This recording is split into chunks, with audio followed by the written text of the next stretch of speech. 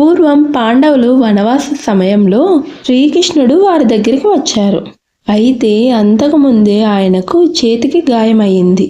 గాయాన్ని చూసిన ద్రౌపది వెంటనే తన వస్త్రంలో ఉన్న చిన్న ముక్కను చింపి గాయానికి చుట్టింది. అది కేవలం ప్రథమ చికిత్స మాత్రమే కాదు, అపారమైన ప్రేమ రక్షణకు సంకేతం.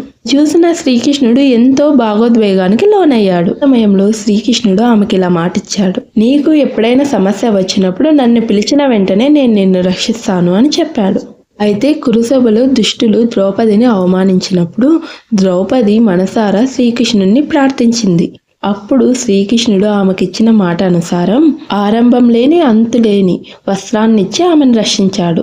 ఈ సంఘటనే రాఖీ పండగకు ఆధారంగా నిలిచింది. శ్రీకృష్ణుడిది ద్రౌపదిది రక్త సంబంధం కాదు, వారి మధ్య ఉండే నమ్మకమే అంత శక్తివంతంగా మార్చింది. రోజుల్లో స్నేహం, గౌరవం, అండగా నిలబడే ధైర్యం ఉన్నవారే నిజమైన ఆత్మీయులు. వీడియో నచ్చితే లైక్ చేసి మీ అభిప్రాయాన్ని కామెంట్ చేయండి.